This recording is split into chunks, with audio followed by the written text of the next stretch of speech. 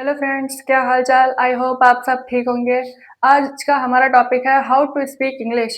बहुत सारे लोग होते हैं कि उन्हें इंग्लिश बोलने में कई बार ऐसा कंफ्यूजन होता है कि हम इंग्लिश बोल तो रहे हैं, उसमें से कई वर्ड्स क्या पता हमारी गलत हो, या कई बार ऐसी स्थिति आती है कि हेजिटेशन अनदर चीज। तो हम इंग्लिश सीखने के लिए पहले हम सबसे ज़्यादा इम्पोर्टेंट है इंग्लिश ग्रामर को सीखना। इंग्लिश ग्रामर को हम पढ़ेंगे एकदम जीरो लेवल से, जीरो टू अप। फिर हम देखेंगे उसमें कई चीज़ों के बारे में, जैसे इंग्लिश अल्फ़ाबेट, टेंस। कई लोग होते हैं पहले टेंस ही स्टार्ट कर देते हैं, बट इसके पहले के जैसे लेटर क्या होता है, वर्ड क्या होता है, सेंटेंस क्या होता है, बहुत सारे लोगों को पता नहीं होता है। अपर क्लास के लोगों को खासकर जब ये चीज़ें पूछी जाती है छोटी छोटी, तो उन्हें ये बताना काफ़ी ज़्यादा मुश्किल हो जाता है कि क्या सही है और मतलब उसका डिफिनेशन क्या है। So we are talking to that how to speak English, then we are studying English alphabet.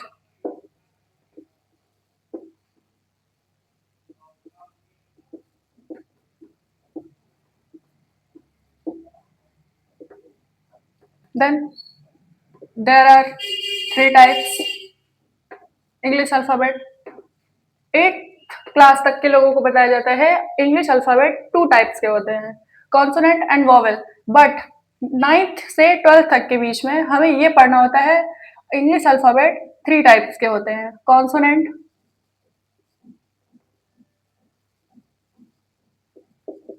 Consonants, vowel, vowels, semi vowel.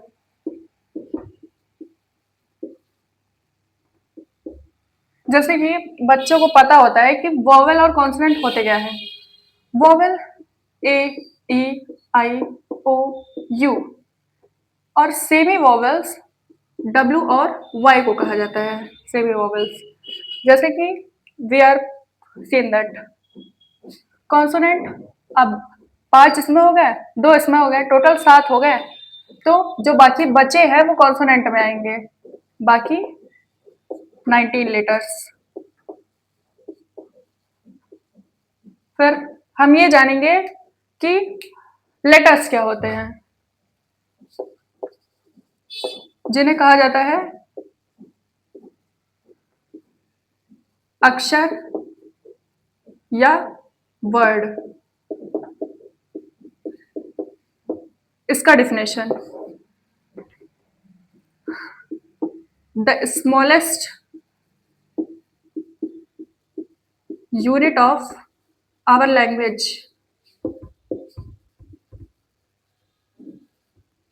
which cannot be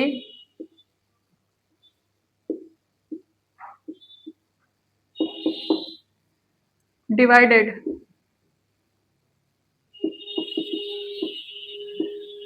into parts is called letter। आप सभी को विशेष रूप से स्पेलिंग पर काफी ज्यादा ध्यान देना होगा। इसका अर्थ होगा हमारे भाषा की वह सूक्ष्मतम इकाई जिसको और विभाजित नहीं किया जा सकता है, लेटर कहलाता है, यानी कि अक्षर कहलाता है। इसके बाद वर्ड्स, जिसे कहते हैं शब्द।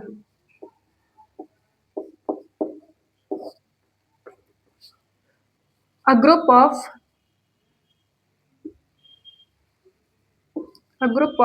letters is called word। अक्षर या वर्डों के समूह को शब्द कहते हैं। इसके लिए लेटर्स के लिए हम एग्जाम्पल लिख सकते हैं ए, बी, सी एक्सेट्रा, और वर्ड के लिए एग्जाम्पल होगा। अब देखा जाए तो लेटर से ही तो वर्ड बने हैं, लेटर्स के समूह को। लेटर कौन कौन, कोई भी लेटर, जैसे B plus O plus Y. Plus इसलिए हम लगा रहे हैं क्योंकि जिससे बताया जा सके कि ये अलग अलग खंड है तीनों। B plus O plus Y equal boy, ऐसे G+I+R+L गर्ल। स्क्रीनशॉट आप ले सकते हैं इसका। Then we are erase that.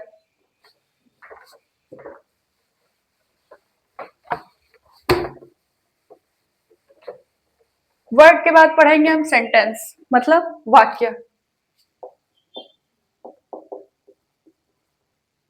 फिर मैं दोबारा आपसे कहना चाहूंगी कि प्लीज शब्दों पे और स्पेलिंग्स पे सबसे ज्यादा ध्यान दीजिए। और एक क्वेश्चन है आप सभी से, स्पेलिंग को हिंदी में क्या कहते हैं? कमेंट बॉक्स में बताइए। सेंटेंस, वाक्य। अब हमने पढ़ लिया है कि लेटर से तो वर्ड बने हैं, अब हम ये कहेंगे कि वर्ड से सेंटेंस बने हैं, वाक्य। शब्दों के समूह को वाक्य कहते हैं। ये तो हिंदी में था, अब इंग्लिश में कैसे लिखेंगे? A group of words. ध्यान देना यहाँ पे भी, क्योंकि हमें यस यूज करना है यहाँ पे, क्योंकि शब्द और शब्दों में काफी डिफरेंस है। शब्द एक को प्रदर्शित करता है, शब्दों बहुवचन है। A group of words is called sentence. और जैसे हम उसका एग्जाम्पल बनाए थे वर्ड्स का, अब सेंटेंस का एग्जाम्पल देंगे। Ram plus is plus A plus good plus boy. अब हम ये कह सकते हैं ये भी वर्ड है, ये भी वर्ड है, ये भी ये लेटर है, बट इसे अभी अगर देखेंगे तो वर्ड के रूप में लिया जाएगा। वर्ड वर्ड, और ये सारे लेटर्स हैं। तो Ram is a good boy.